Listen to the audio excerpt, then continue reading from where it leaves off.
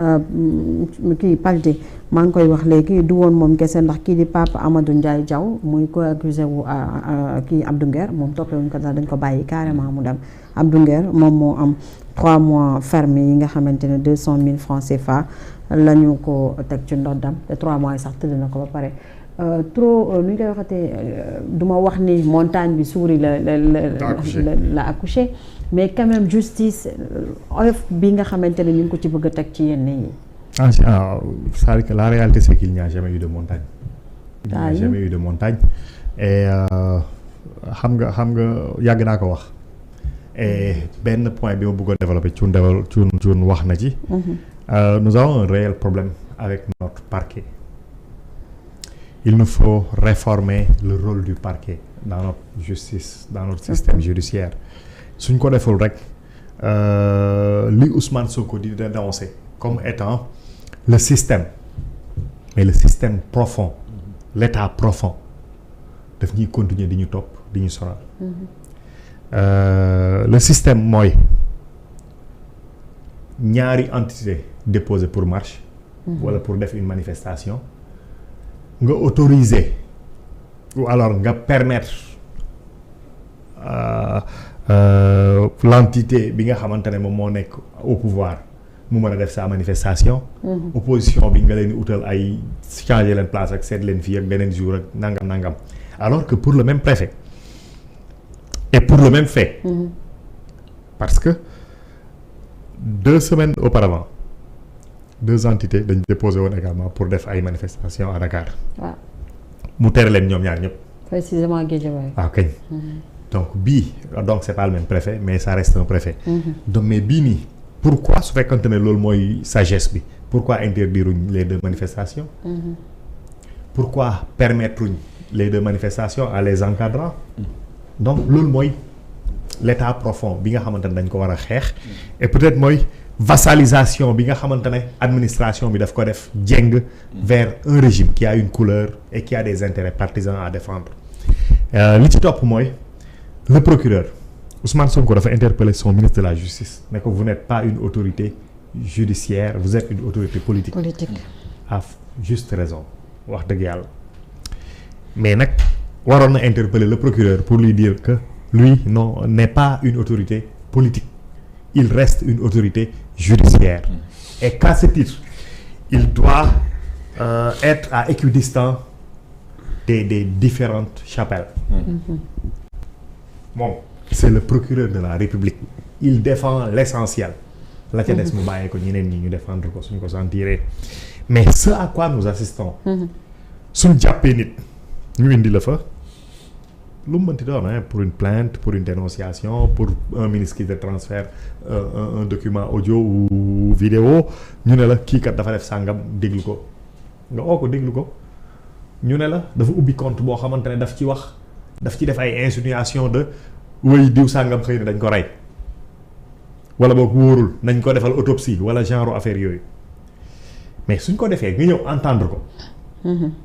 non seulement moom li mu wax bokkul ak loolu mais mu ne la sax faf man waxuma ko man ñaari compte la am benn bi en mon nom benn bi au nom de ma fille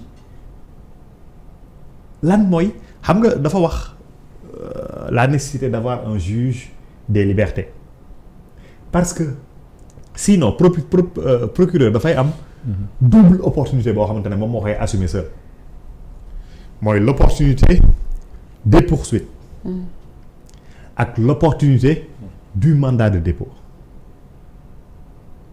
ci en tout cas su fekkente ne ci genre affaire yi la l'opportunité du mandat de dépôt moom mooy naan ok on poursuit mais demal toog rëbës xaaragum bañ ubbi sa dossier wala loolu mais ñaar yooyu su koy exercer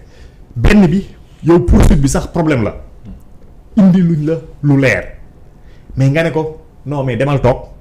après je vais exhumer ton passé notamment sur les réseaux sociaux pour seet ndax mës nga def dara mais lan ngay lijjanti nekkatoo procureur autorité judiciaire autorité politique nga nekk au service d'un régime et loolu la ñuy bañ loolu moo lañ war a changer loolu la nit ñi amoon yaakaar ni suñ fi tegee Ibrahima Ndoye mais du ko mës a nangu eu égard à sa notoriété eu égard à son parcours à son intégrité ak li nga ko waxal yépp mais jël doomu aadama teg ko mandat de dépôt mu toog fa te yow sa aqulaay taalaa xam nga ni toppee woo ko dara suñ nee soo amee temps libre da ngay dem Makka sax war nga am problème de conscience loolu c'est autre chose bokkul ak procureur bi là je parle de l'homme war na am problème